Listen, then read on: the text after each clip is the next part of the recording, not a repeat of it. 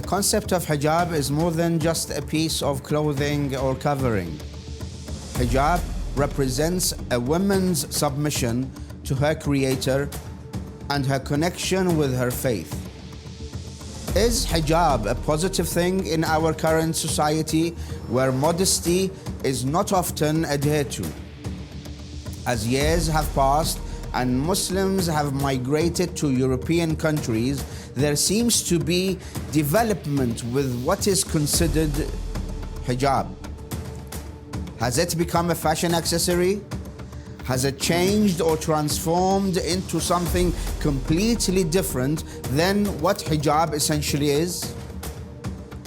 Today, we have from Canada, Sister Barak Hussein, and from America, Sister Amina In-laws, and they are here to discuss whether the evolution of hijab is a positive development or if it distracts from its purpose.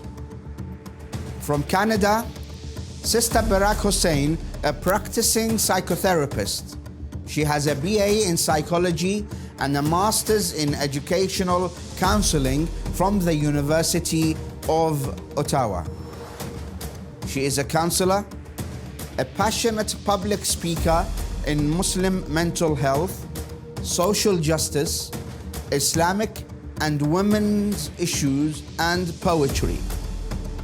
Sister Barak continues to encourage people to reach their full potential with the motto of inspire, heal, and empower.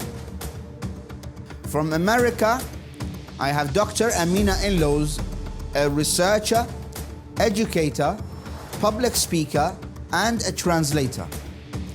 She has a PhD in Islamic Studies from the University of Exeter on Shia Hadith about pre-Islamic female figures mentioned in the Holy Quran. In an interview for International Women's Day, she expressed her concerns for women who are still suffering from social injustice in many parts of the world.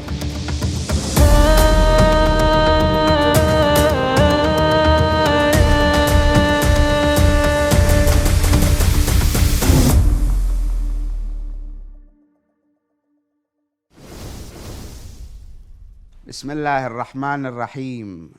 Assalamu alaikum wa rahmatullahi wa barakatuh, and welcome to Debate Time, the show that discusses and addresses important topics relating to our daily lives and the questions that surround these important issues.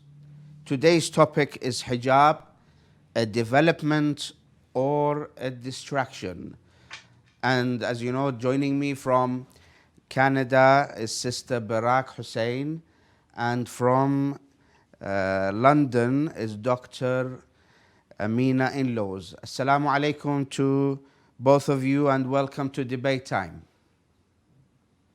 Wa alaikum assalam wa rahmatullahi wa barakatuh. Thank you for joining the show, to both of you. And if we can, inshallah, get the ball rolling, just a brief introduction about the topic tonight, and inshallah we'll start. The concept of hijab is more than just a piece of clothing or a dress code. Hijab represents a woman's submission to her creator, to Allah subhanahu wa ta'ala. And it also shows her connection with her faith, her religion, the way of life this individual has chosen for herself. What we want to be able to find out, one of the things that we want to be able to understand, and our respected guests can highlight that and make it clearer for our viewers, regardless of the viewers being of an Islamic background or of a non-Islamic perspective. Is hijab a positive thing in our current society where modesty is not often adhered to?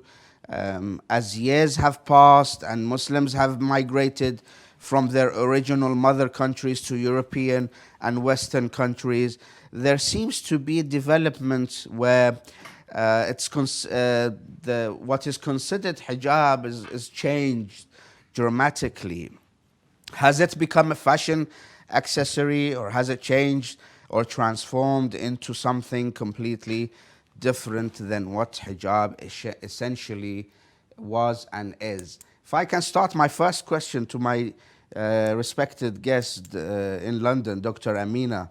Dr. Amina, if you briefly can explain to us and to our dear viewers, what is meant by hijab when we say this is hijab, or Islam calls for a female to wear hijab? What is hijab? Well, today the term is used in its most basic sense to refer specifically to a woman covering everything except the face and hands in public or in front of men, except for certain specific relatives, such as close family and husband and children. So basically, a Muslimah or a Muslim female is, by law, by Islamic law, she has to take it on herself. It's a duty or an obligation to cover herself apart from the circumference of the face and the hands. This is the dominant understanding. And is this the case in general Islamic law, or is it specific to certain faiths and schools of thought? Of course, there's a tremendous amount of diversity in the Islamic heritage. For example, Aga Khani Ismaili Muslims don't embrace the hijab, and to my understanding, they consider the not wearing of the hijab to be reflective of their identity. But one can say primarily many Sunni and Twelver Shi'i, and I believe also Buddhist scholars take this interpretation. If I can get Sister Barak to join me in this discussion. Sister Barak,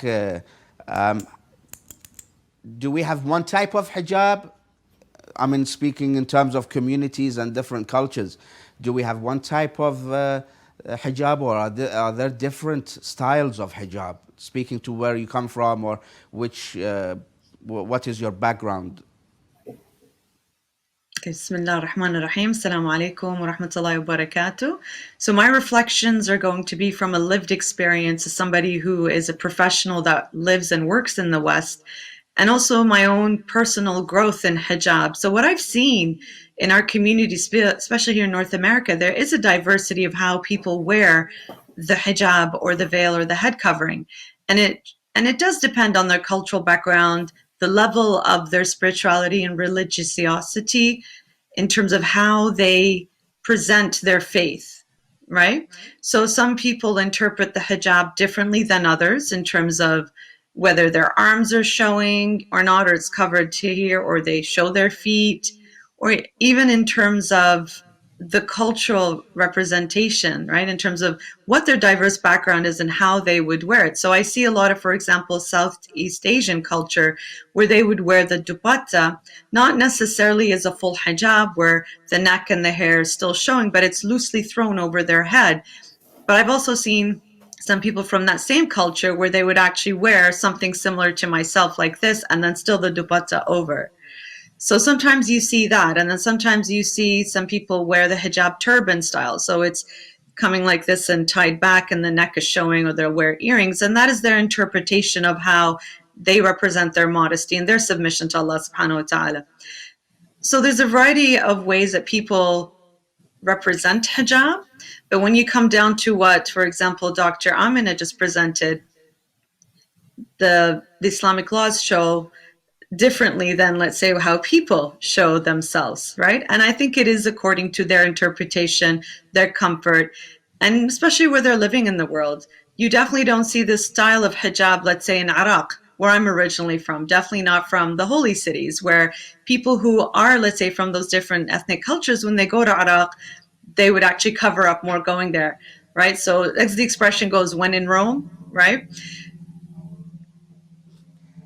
So, sister, I understand what you are saying. The situation wherever you are living would I don't know if I'm correct in using the terminology, pressurize you or force you to change your style or your living conditions according to the place you're living in. But since when was Islamic law combined to where you're living? Or since when did we have the option to change or pick and choose how we relate to Islam and Islamic law? I thought the narration says حلال محمد حلال إلى يوم القيامة وحرام محمد حرام إلى يوم القيامة, which basically says whatever the Holy Prophet came with, the halal that the jurisprudence and the laws and the sayings of the Holy Prophet in terms of halal practice will remain halal until the day of judgment, and the same way Absolutely. whatever he said is haram, it will remain haram. So what Absolutely. gives us, or what gives that sister or that Muslimah or that individual that decides to dress in the specific manner of hijab, what gives her the right, if we can say that, what gives her the right to pick and choose how she will appear in society, regardless of her being in Iraq, being in Pakistan, Afghanistan, in Khalij, in Saudi Arabia, in Turkey, or in Indonesia? What gives her the right to choose what she wears, how she dresses up, what she sees as appropriate hijab? Is this for me or Dr. Amina? As for you, Sister Barak. So I agree with you, Sayyidina, in terms of what our religion teaches us. And I'm not speaking against that. What I am speaking of is the explanation of what I have observed, and especially somebody who has studied psychology and uses psychology to interpret how people behave, right? So let's look at it this way. It's not about her right to change. It's her understanding of how she chooses to present her modesty.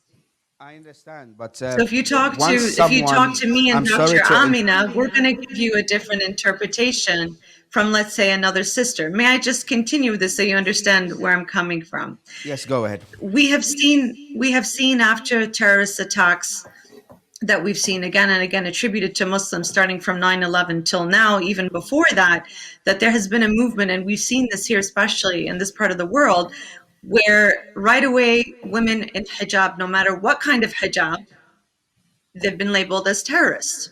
So there's this extremist view on women that has been forced by the media and people who don't understand our faith of what hijab is, that she's a terrorist, she's forced and oppressed, she is wearing this because the men in her household had forced her to wear it. So there's all these misunderstandings and misconceptions around women in hijab. Now, what happened afterwards, and we've seen over the last 20 years, this movement, this change, this progression, and I agree with some of it and disagree with a lot of it. What these women have done is they try to go the opposite, to show themselves as, we are not terrorists, we are not oppressed, we choose to wear the hijab.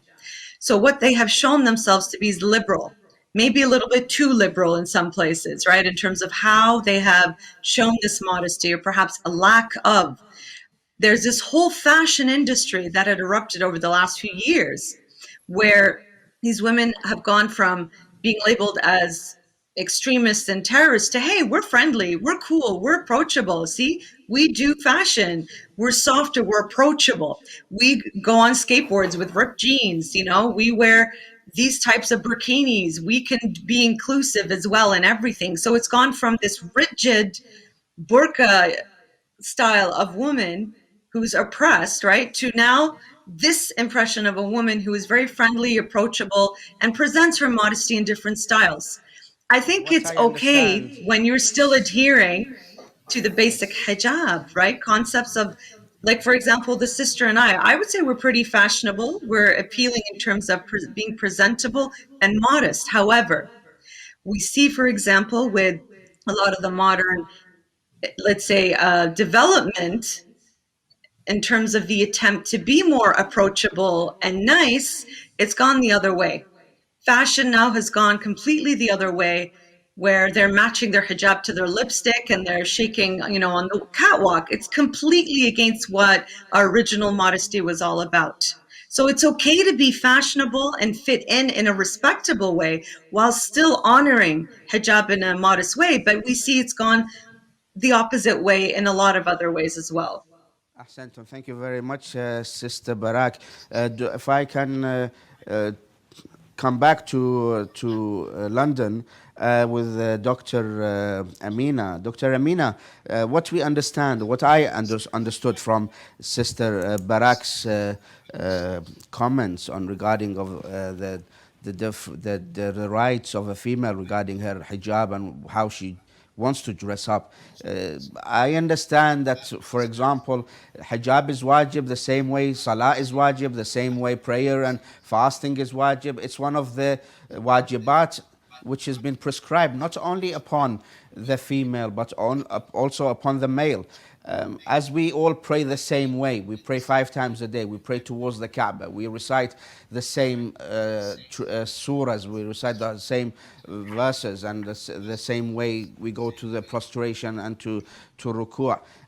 Shouldn't hijab, wherever you are, I mean, as I said, the halal will remain halal and the haram will remain haram.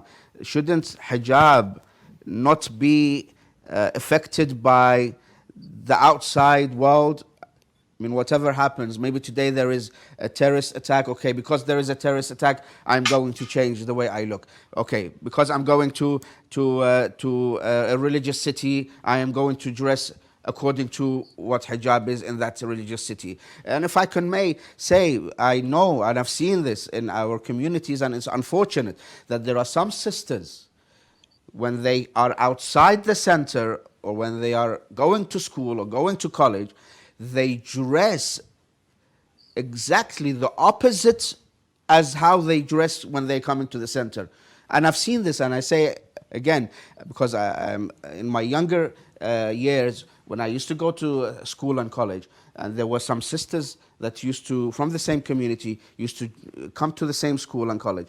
I used to see them come dressed without hijab, with full makeup, with the hairstyle, and when the same sister used to come to the Husayniyah or to the Islamic Center for Muharram or for another religious occasion, she would be the embodiment of the full hijab, as you can imagine.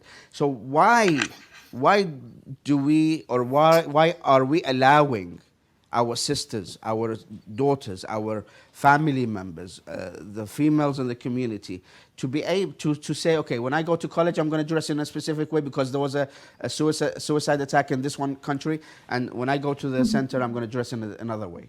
Why is this happening? Well, there's quite a lot of points to unpack here.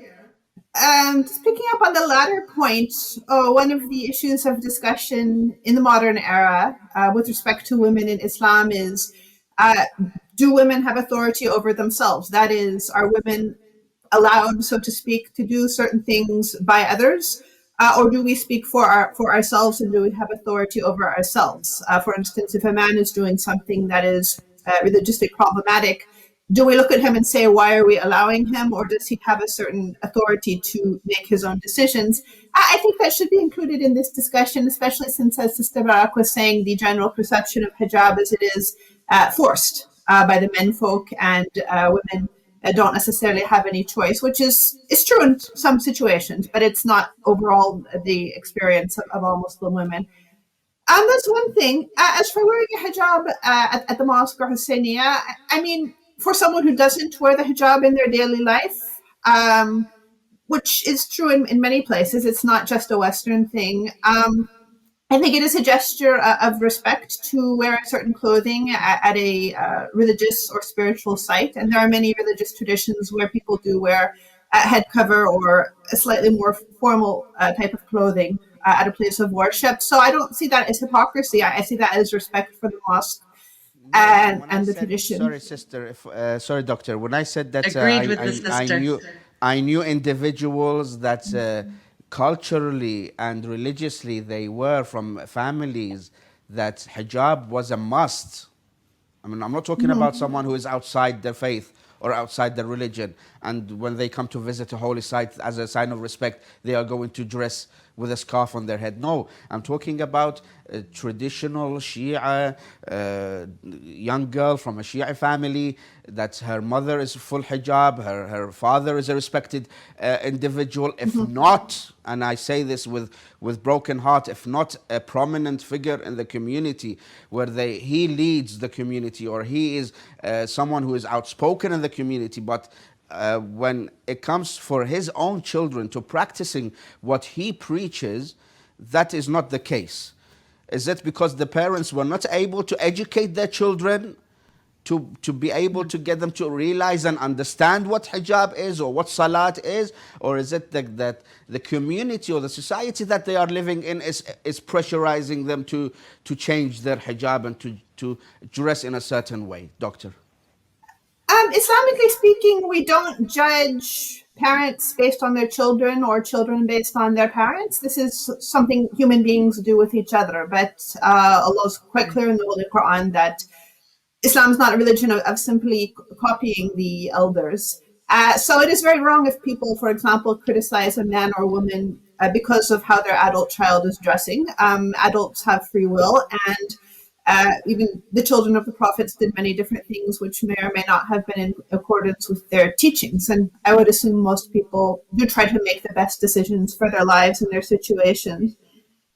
I wasn't necessarily only referring to the West, but certainly there are many Muslim areas where hijab is not necessarily normal or found everywhere in society.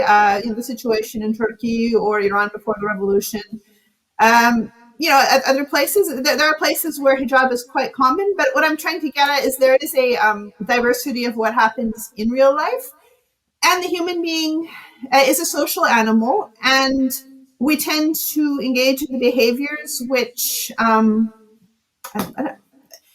basically they are most workable and are rewarded, if you will, in society.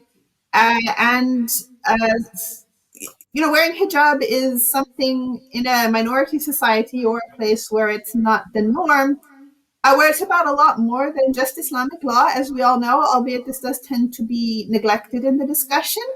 There are a lot of factors pertaining to, for example, being boxed into a certain identity, when in reality may have less life opportunities. Like in my own life, I gave up a lot of life opportunities when I started to wear the hijab. It was very difficult for me to get a job. I was told, there's no headgear policies and so forth, because it was very strange for people there. And nowadays it's improved a bit. But I'm saying that there are a lot of extenuating circumstances, and I'm sure people are making the best decisions. And, sometimes there is a difference between theory and practice. Now or in the past. I mean, you did mention a few times the idea of hijab changing in the modern era, but in reality, it can be a bit difficult to gauge what people were doing historically. But when you look at different sources like history books and drawings and so forth, it does seem there was a variety of types of clothing in different regions in the past. I mean, Muslim regions, as well as different social classes and so forth. And maybe you can say that some of the ideas that we have today underlying this discussion are due to the culture of globalization, whereby we can share very similar ideas, and there's a much more bigger spread of uniformity, at least in the dialogue. But whereas if you have people... May I add to that? May I add to that, Sayyid? Can I ask you, Sister Barak, to hold on to your point, because we need to go for a short break, and inshallah we'll continue the discussion after the break. Brothers and sisters, stay with us. We will definitely come back. Thank you.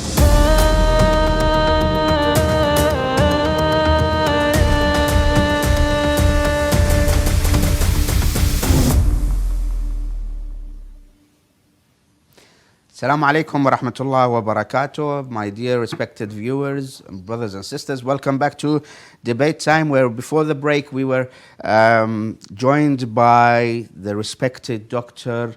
Amina in-laws and respected Sister Barak Hussein, where we started off the discussion about hijab and if we had different types of hijab according to different locations on the map, and whether the sister or that female who decides to wear hijab was able to make her own decisions, whether she had the right Islamically and legally, whether they have the right to change the hijab according to the life situation.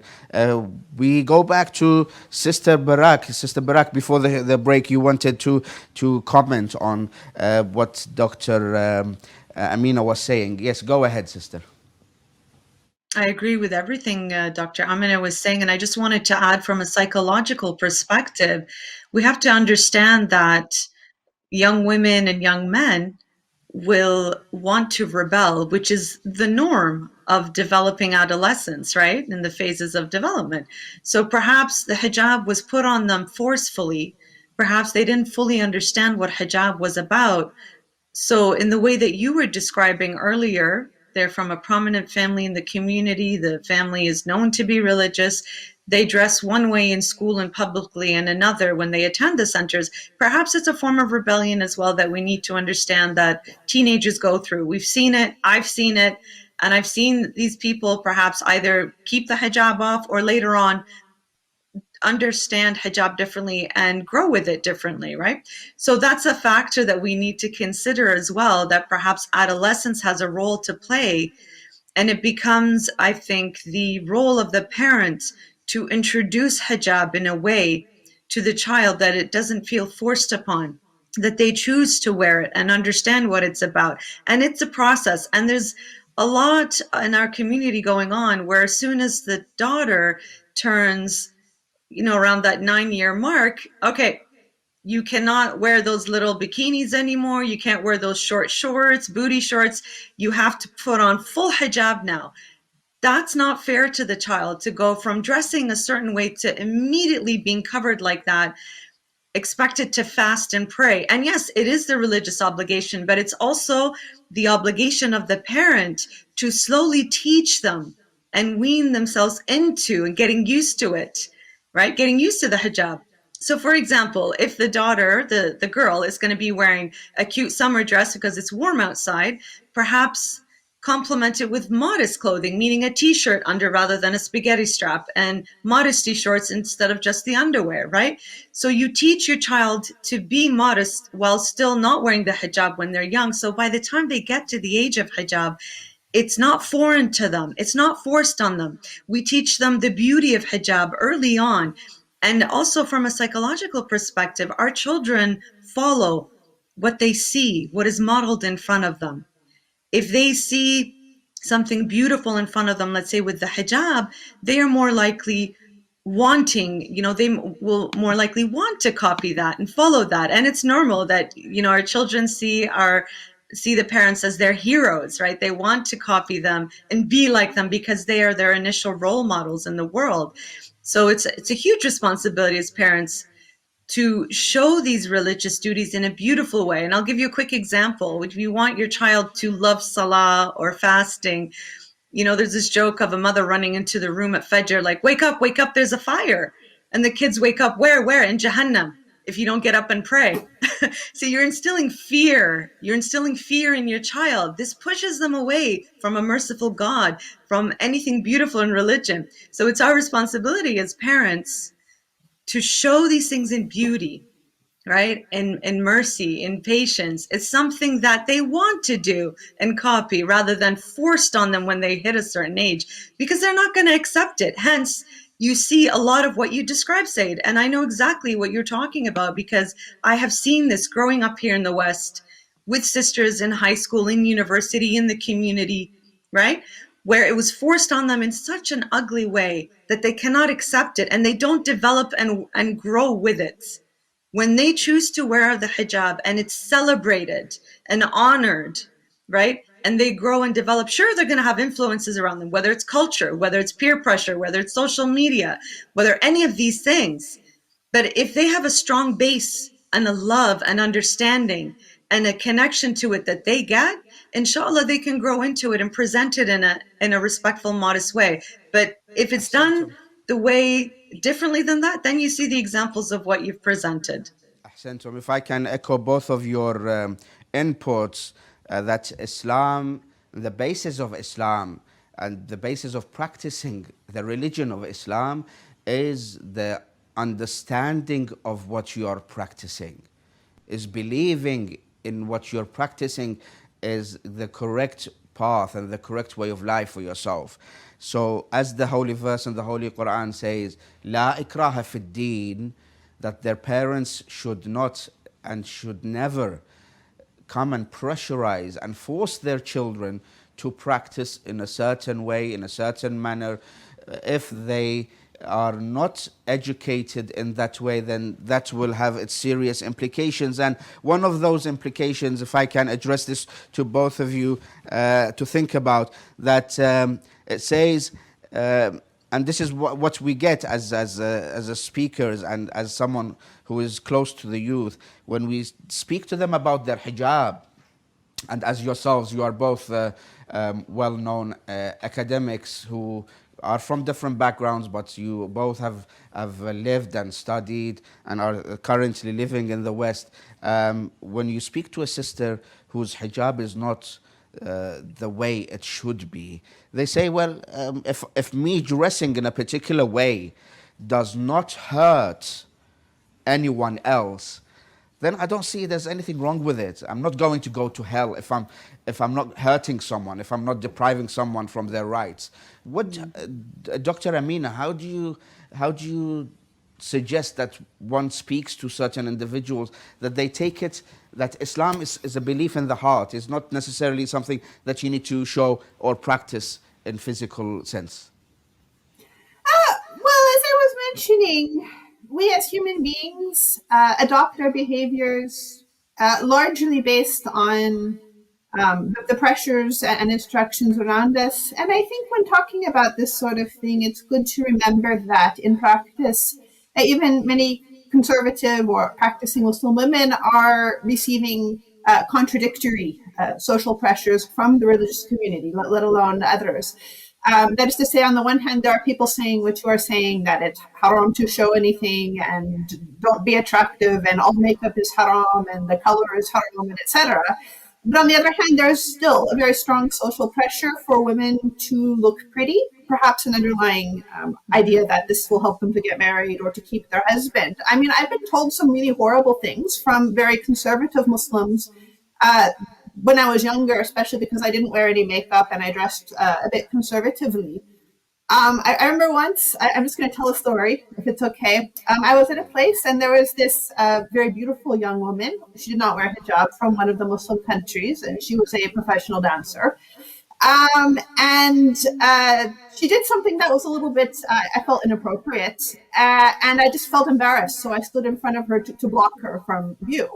And this Muslim man, older man, he got very angry at me, and he said, your talent and your gift is your faith, and her gift is her beauty. You don't have her beauty and she doesn't have your faith. So You don't need to do this. Because I guess he thought I was offending him, like maybe he's going to be looking at her or something.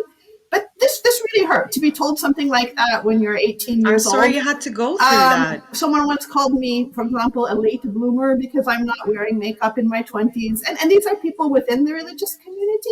So there's a lot of judgmentalism on how you look and on whether or not you are wearing the hijab. So when we see girls stuck between this, they're being pulled many different ways, sometimes by their families or other people around them, or they recognize that people still receive better treatment if they're looking a certain way, even if people are saying with their mouths that, yes, you should wear a certain type of hijab. So we understand people are responding to social pressures and take that into the equation when discussing these things, instead of pretending it's only a one-sided sort of thing.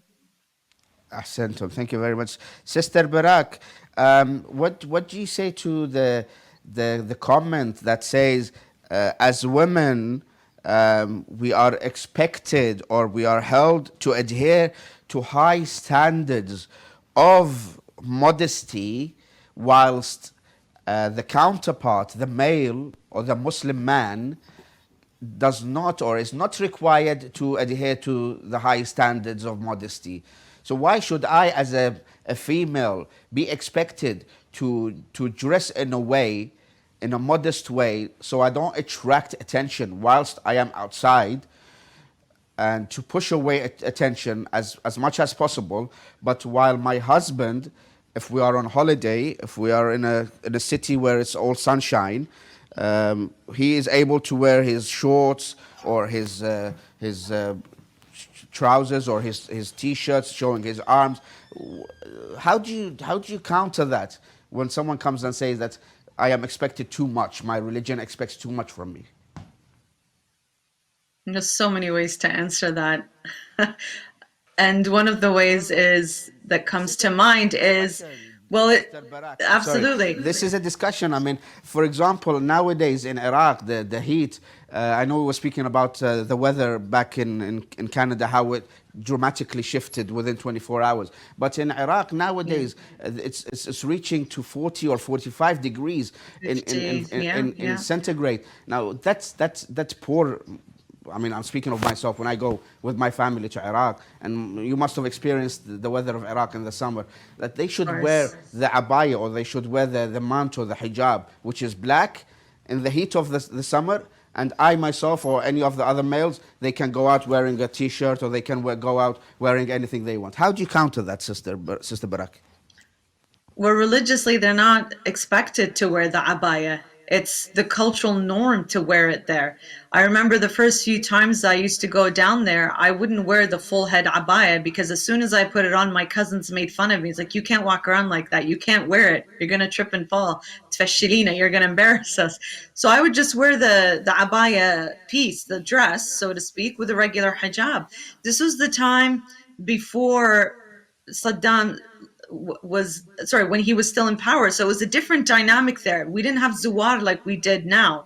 So people coming in outside of Karbala or Najaf, they were right away known as outsiders. Now you cannot tell, right? So it's very different. It's lost now, as we say. But coming back to your comment about, men can kind of get away with wearing t-shirts and shorts, and women are still expected to wear full cover. I think this is a cultural expectation we put upon ourselves, not a religious one. Religiously, the men are still expected to cover up as well. We know this. They're also supposed to cover up and not show their beauty as well. But of course, there's different religiously. And again, I'm speaking from what I've learned from scholars and from what I've read, not my own interpretation here, that the men also have to cover up and practice modesty. It's practiced differently than women, though, right? Ahsantum.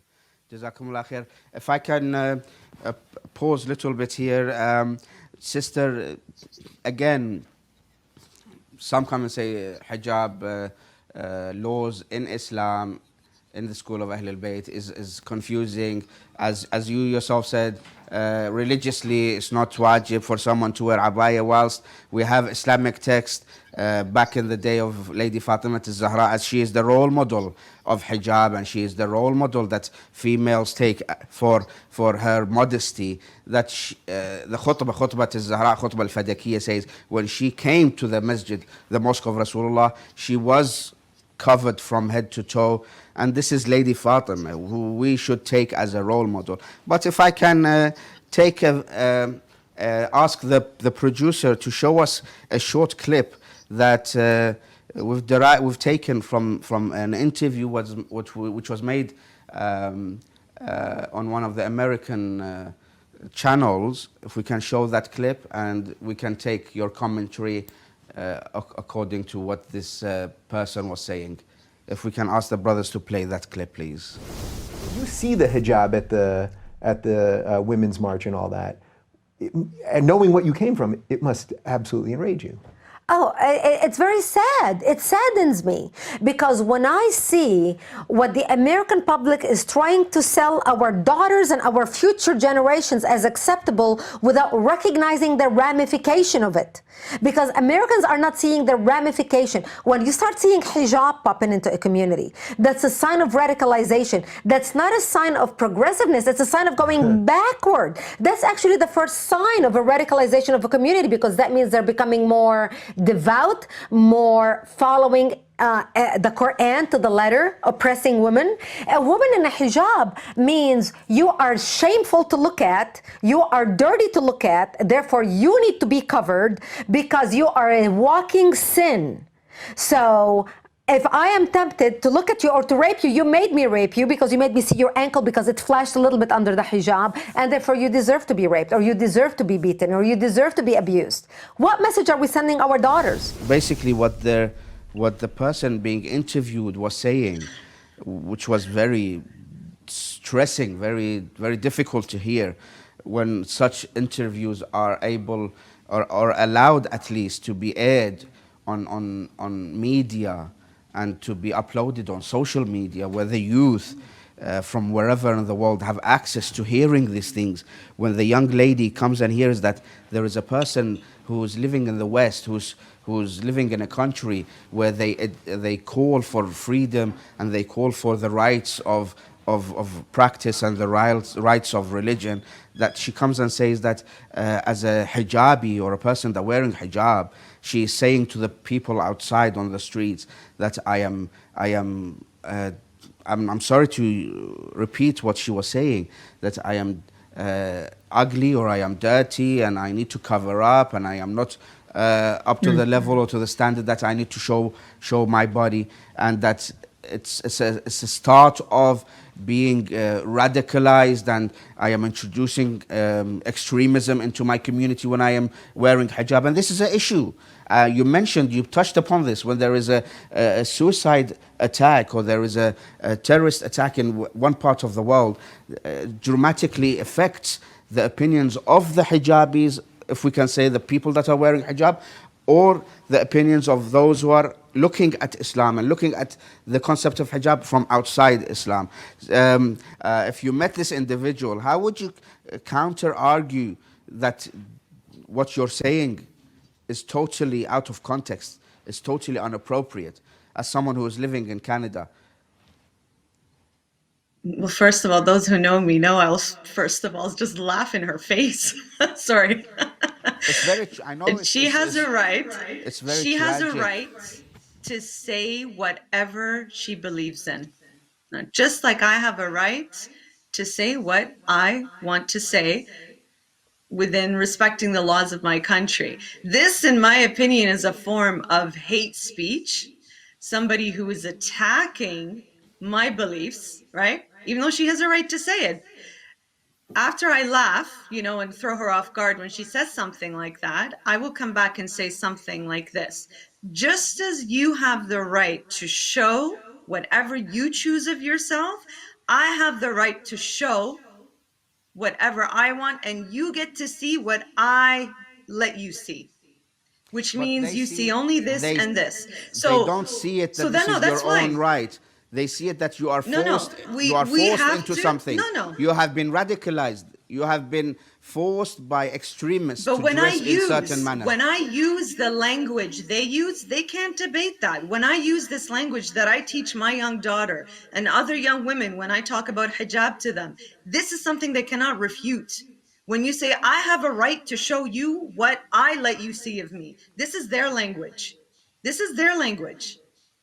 I choose to show this. You see only what I let you see. My young sisters, those of you who are watching, or any other sister who is watching, whenever you were attacked by these people who have no etiquette, no respect, no self-confidence, it's just hate in their heart. This is probably a former Muslim perhaps speaking as well, who was forced and oppressed herself and is taking out her hate in this way, because she never obviously understood, if it's a former Muslim, she never was taught the beauty of it, right? So for any of my sisters and any brothers who are watching this, okay, because you have a role in supporting our women, this is the language that you use. You get to see what I choose for you to see. This is my choice. I choose to follow God's commandments. Nobody forces it on me. I choose to follow God's commandments. Dr. Amina, what is your comment when you saw this or heard that comment on that clip? I mean, sometimes these sorts of videos have the opposite effect. When you come across someone who's treating you like that, sometimes you want to be stronger in what you're doing, just to annoy them. Most people are not going to stop wearing hijab because someone is using, I don't want to say dirty language, but talking down to them in that way. I mean, from the perspective of America, one of the foundations of America, which, to be honest, I think it is sometimes lost on some of the quote unquote ex Muslim crowd, is freedom of religion and diversity of religion. It's something you're taught quite young. There is no state religion. And it is largely a rather religious country. There are a lot of people who are committed to various religious and spiritual practices. Certainly, there's Orthodox Jewish women who wear a distinctive dress, and there's Buddhist monks who wear a distinctive dress. And I don't really think the average American historically has a problem with religiosity or a demonstration of religiosity, including in one's clothing. But what I think the clip highlights is that today the real underlying issue behind hijab is not it's not about whether modesty is a good thing or whether a woman wants to look nice for the young men or whatever. It's really about ideology and politicization. That is to say, the words she's using, like radicalization and so forth, they associate a certain political context with the hijab, and in areas where there is an opposition to the hijab, whether it is among Muslims or, like Muslim majority societies, like again what happened in Turkey, for example, or in the West or other places, it really has nothing to do with a piece of clothing, which is at the end of the day like any other piece of clothing, like a jacket or something, but rather it is about a sort of ideology that is associated with it. This is the reality we're dealing with. Well, I've just been told the time has finished, and we still have many points to. Yeah, the time for this episode is still going on, but the segment is finished. We will go again for a short break so you can catch a breath and also contemplate on some of the points that was raised in this segment of the show, and inshallah we'll come back to raise further important points in our discussion and in debate. Thank you very much to my guests, as I ask my dear brothers and sisters, the viewers, to stay with us, and inshallah we'll come back after the break.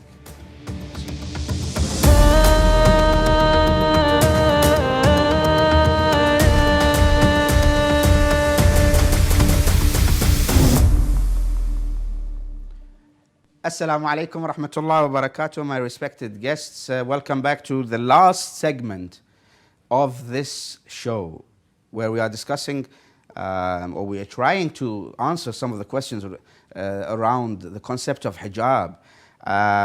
If I can start this last segment with the following question to Sister Barak from Canada. Sister Barak, is hijab cultural or religious?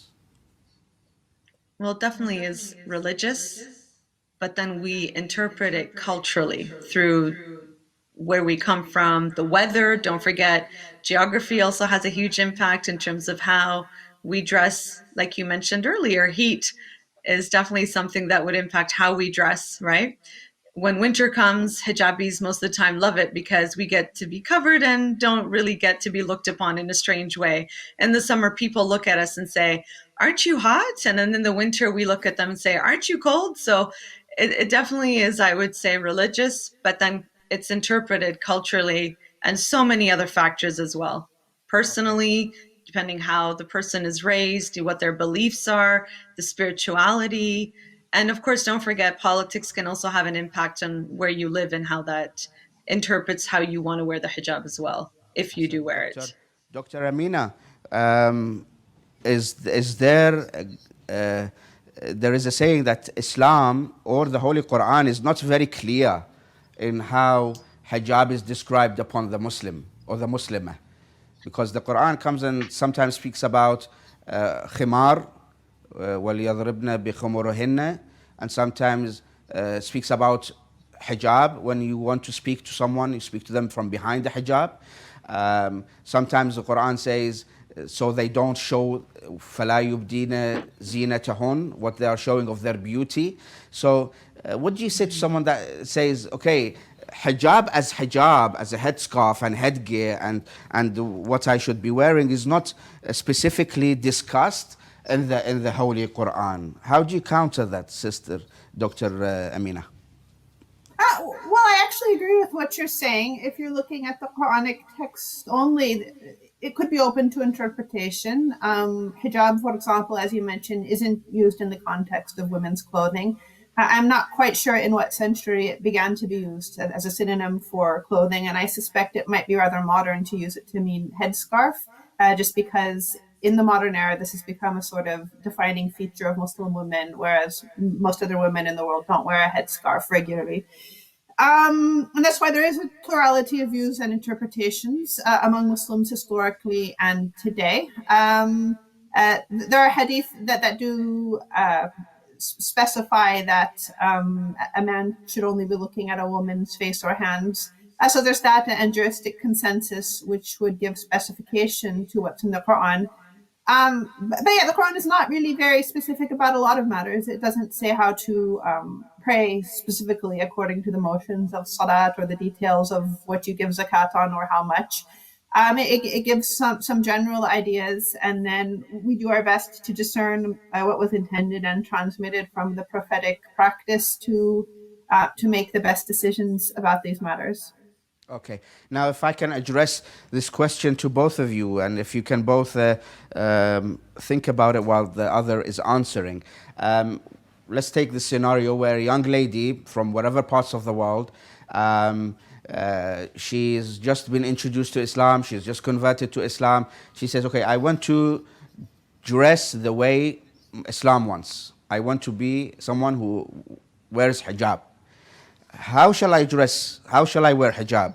I mean, there is the saying that there is Allah made hijab, which Allah wants you to dress in a certain way, and there is man-made hijab. Well, this young lady says, if I look at someone specifically from Saudi Arabia, she wears a niqab.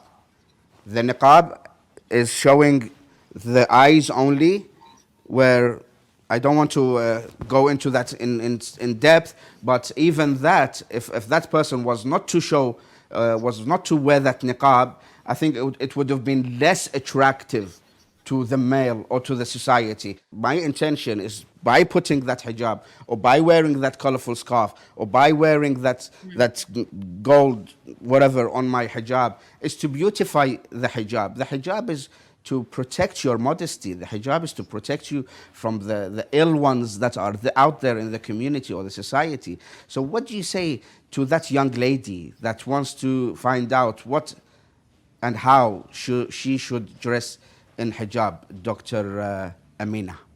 As you yourself, you weren't like born and raised into, like, if I'm not mistaken, into a Shia family, and you came to take that decision to wear hijab. So how do you advise that young lady?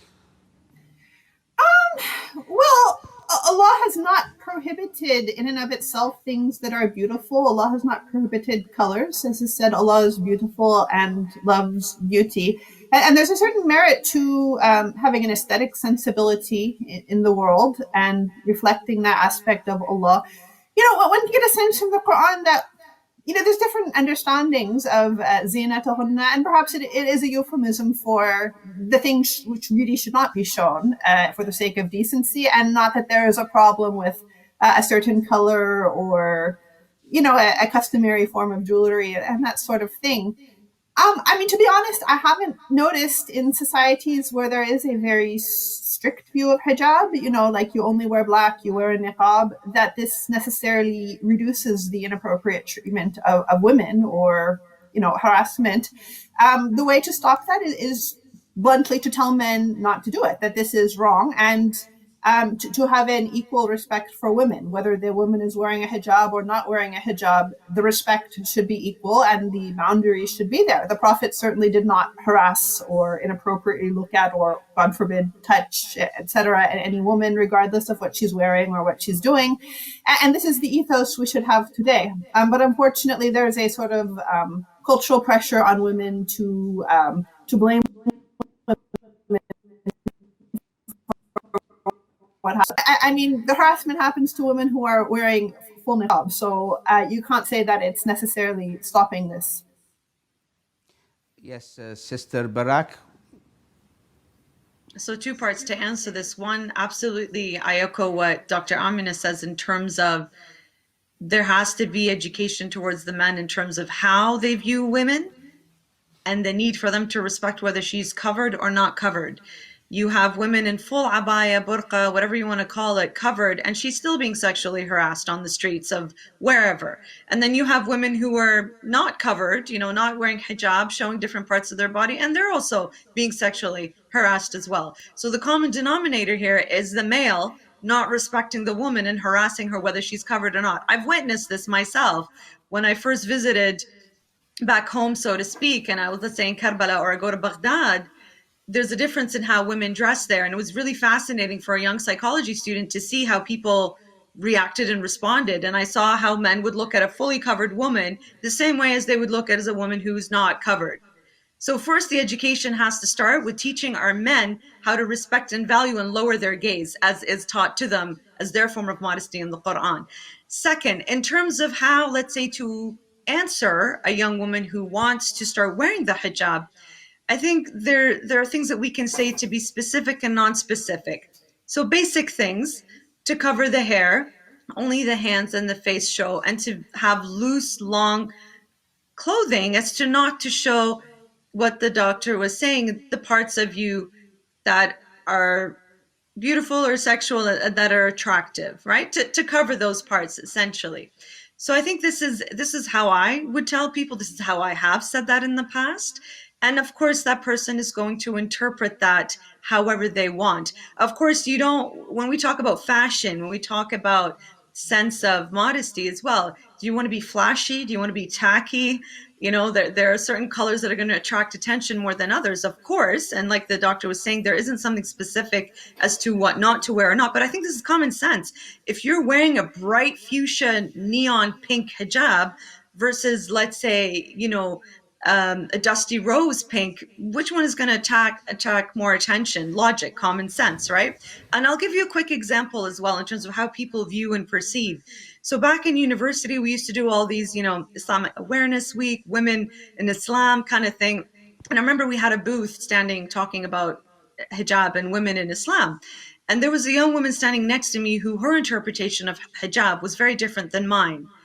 I kind of followed what I described in terms of long, loose colors of clothing, still fashionable, but not, let's say, very attention grabbing, right? She, on the other hand, was wearing tight clothing and makeup.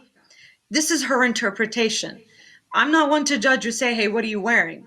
But what was interesting is that a non-Muslim Canadian woman came up to her and said, why are you dressed this way? Why are you wearing skin tight clothing? Why are you wearing makeup?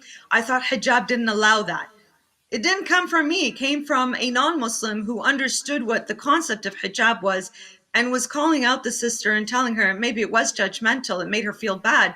So I was put in a position here either to agree with her, which I did, in terms of I didn't think it was appropriate hijab because her body was showing and it was very attractive and attention grabbing, but at the same time, I wasn't going to let somebody else put down my sister, right?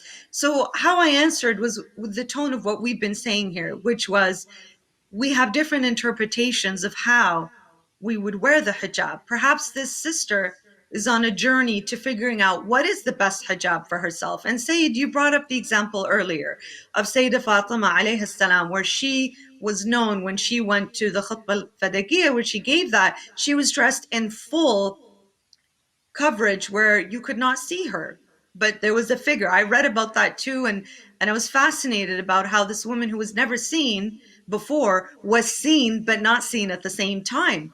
The way that I interpret that, and when I talk to young women about hijab and about the Ahl Bayt Salam Allah alayhum, and what my understanding is from what the scholars and what we read about is that they are the example of perfection, the ma'soomeen, right? We are not perfect as human beings, but we strive towards that perfection. They are our role models, right? We look up to them, we learn from them.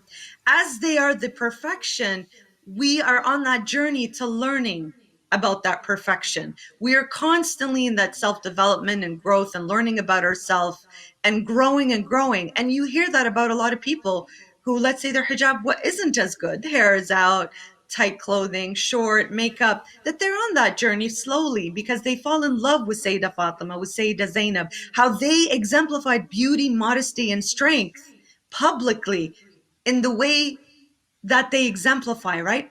Of We're course, not Ahlul perfect. Bayt. We're not Of expected to be, but we course, are on Ahlul that Bayt journey. We're trying to get to that. alayhimussalam are the best examples and the best role models that men and women can take in terms of their modesty. For the final moments that we have in this show, I wanted to put up this argument to both of you. There is an argument that says a hijabi or a Muslim woman who wears hijab is a better Muslim. But in another argument, it says that because I am not wearing hijab, because I am not a good practicing person, I will not wear hijab. I don't want to be a hypocrite. So who is more understanding of Islamic law? The one that is wearing hijab, but not necessarily adhering to modesty while she's out there, because we've seen it. We've seen many who wear hijab, but she goes and stands with the opposite sex and starts having a discussion and chats online and on social media. But the other one that doesn't wear hijab, she's a Muslim or a Muslimah, but does not wear hijab and is of the opinion that I'm not ready yet. When I am ready and step out of that hypocrisy, when it's time for me to wear hijab or when it's time for me to do that, I will do that. So, Dr. Amina, in the final moments that we have, how can we discuss Islam and hijab with these two different arguments? With a hijabi that thinks in this way, that does not practice Islam to the full extent, or with this person that says, I'm not ready yet? It's Allah's place to judge who is a good or a bad Muslim, and I don't think there's a lot of merit for us human beings to try to identify that. This will be known on the Day of Judgment. Sister, Dr. Amina, it's confusing our youth. I mean, we've got lots of youth, lots of young men. They are looking out there in the community and the society for choosing the next, the future partner and wife for themselves. Do they look at the way this person is dressed, at her hijab, or this person, their hijab is perfect, so they should be the best wife for me? We could say the same about the young men out there showing their muscles during Muharram with tight shirts. I mean, it goes both ways, I would say, right? Well, I have, let's not just focus on the women here. Out of experience, I have lectured in the States and in Canada and every different parts of the world. In the States specifically, I won't mention which community or where, but I've been to a majlis, Laylat al-Ashir, the night of the 10th of Muharram, which is supposed to be the climax of the trials and tribulations that befell on Ahlul Bayt alayhim salam. I've seen the hall being divided into a way where there is men sitting on one side, the women sitting on the other side, and in the front row of the women's section there were women that weren't even wearing hijab. They've just, the Americans call it pants. We still can't judge them. Yeah. We still can't judge them, saying that, just like the doctor was saying. She's saying, I'm wearing hijab, I've come to the majlis of Imam Hussein alayhi salam, but when I leave, I'm going to stand in the corner and speak to someone or some to the boys. But the person sitting next to me is here mourning for Imam Hussein alayhi salam, but she's wearing what other people on the road might not wear. I think this is a huge judgment. Yeah, if we can have Sister Barak, and then we'll go to Dr. Amina. No, please let Dr. Amina finish, and then I'll speak after, because she was asked first. Please Doctor, go ahead, let's Doctor. Go. Yes, I don't personally judge people extensively based on their clothing, and I think that kind of approach is likely to push people away from Islam. Why not say they've come for Imam Hussein? Alhamdulillah, they have a respect for Imam Hussein, and they're taking the time and the effort to be here. And, you said it's separated, so you don't need to look at them. Sister Barak? So I think the scenario you're describing is conflated here, because you have, and I'll separate it. First, you have the example of the sister who, let's say, she doesn't wear the hijab and she practices internally. Again, that's judgment is up to Allah subhanahu wa ta'ala. And then you have a sister who, let's say, wears the hijab but outwardly, it's tight hijab, let's say, her figure is showing, she behaves inappropriately publicly, she posts picture of her smoking shisha on social media, she's smoking shisha live on social media, but has the hijab supposedly on her head with full makeup and nails. We've seen this scenario. So obviously, as human beings, our mind is prone to judge right away when we see that she's a bad Muslim, right? We give that label. Or she's hijabi, she's a good Muslim, like you're saying. But then you look at the sister, let's say, who's not wearing hijab, right? But she's respectful in her akhlaq, in her deen, the way she even dresses, perhaps very modestly, not showing certain parts of her body, the way she interacts with the opposite gender, how she puts herself, let's say, out there on social media, which, by the way, I don't think there's anything wrong with using social media or even talking to the opposite gender. It's how you do it, right? That's one of the first things you said, Sayyidina. So when you have these two different scenarios, I know people who do not wear hijab, who uphold modesty and religion so much more than some women who do wear the hijab and have horrible, horrible akhlaq. They backbite, they cause fitna and problems, and publicly they show themselves in a very horrible way, even though they have a piece of clothing on their head, or cloth rather, right? So you have these two extremes, a sister who wears the hijab but behaves this way, and a sister who doesn't wear the hijab, but then her akhlaq are impeccable. Who are we to judge in the end, other than the behavior that's put out there and how she interacts with you and so on and so forth? And ultimately, which was what Dr. Amina said, Allah subhanahu wa ta'ala is the ultimate judge. Because when we start labeling and start speaking harshly like that, you're not going to draw these people in. We're going to push them away. Now, let's go to the majlis example. I have seen this myself, Sayyidina. We grew up seeing this. Whether it's a majlis, I'll just wrap up. Whether it's a majlis, whether it's a mawlid, whether it's a banquet, whether it's whatever community event, right? There's always the parking lot where there's genders mixing. There's always people dressed a certain way, behaving a certain way, right? I don't think it's a reflection of religion or hijab. It comes down to the person, their own behavior, right? And what they choose to engage in. Who are we to judge? The way the person is walking on the streets wearing hijab, the first statement she's giving out is that I am a Muslimah. I am a person. She is, the flag bearer, the label. And I think that's a lot of pressure to put on some women who, let's say, are still learning about the hijab. In the end, it comes back to what we discussed earlier. It starts young, in the family, at home, in terms of how we teach and grow with love all parts of our religion, including the hijab. And a girl who chooses to dress a certain way out on the streets and so on and so forth, I think people are more educated now, just like that professor that came by years ago at that booth we had in the university and called out to the girl and said, hey, why are you dressed this way? Why are you put this makeup on when that is not what hijab is about? People know now, they're much more aware than they are before. And I'll tell you something else, my sisters. The brothers, I've heard this, whether in my practice as a clinician or just dealing with mental health publicly and so on and so forth, men themselves, when they see you in a hijab and tight jeans, say this is wrong, this doesn't look right, right? So be aware in terms of who you're trying to please, not people. In the end, it's all about Allah subhanahu wa ta'ala, not the fashion icons, right? It's Allah subhanahu wa ta'ala and your modesty.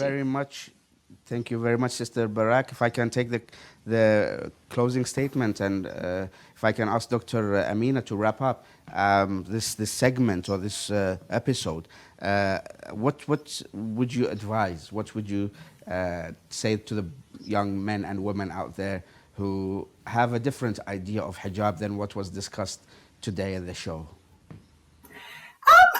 Like I said, I do advocate a non-judgmental viewpoint. At the end of the day, there's a natural human tendency to focus, especially in this day and age, on what is material and an object. And hijab is one part of Islamic law, but it's not the primary part of Islamic law. And it goes in harmony with other things. And part of the prophetic ethos, in my understanding, is to be compassionate and respectful to people, to respect their humanity, regardless of their gender or their clothing. One part of the Islamic ethos is modesty, but that is not limited to women or clothing. And modesty is not only about chastity, if you will. It's about humility. It's about acknowledging our position before Allah. It's acknowledging our equality with other human beings. And I think it's perhaps better to build the overarching view of modesty that underlies the Islamic tradition, rather than maybe getting into details about, makeup and this and that, which, they're secondary issues, if you will. Ahsantum, the Prophet of Islam, may the peace and blessings of Allah subhanahu wa ta'ala, was sent to be a mercy, a sign of mercy to this world.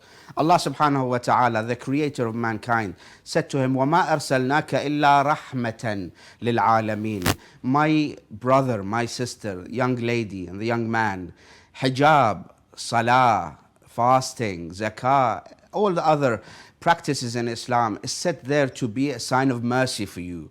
We should never take what we practice to be a burden, and we should never allow others to make this as a burden upon us. Hijab was never a burden and will never be a burden, but it needs a sense of education for us to come to the full understanding and the full essence of hijab and the Islamic teachings. Of course, the nature and the style of the show is a debate and a discussion. So sometimes I played the role of the devil's advocate. It's not my opinion or the opinion that the show wants to give out, but it's the nature that I tried to raise this debate and this discussion. And I would, at the end of the show, would like to equally thank my both respected guests, Dr.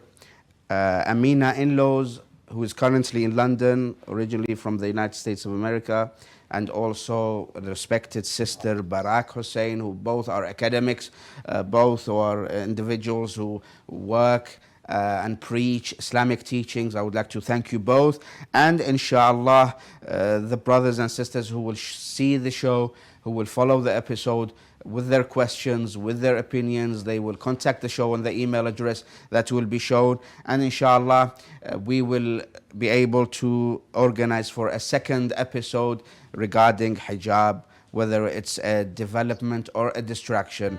Thank you very much for being with me and with my guests. I bid you farewell. Assalamu alaikum wa rahmatullahi wa barakatuh.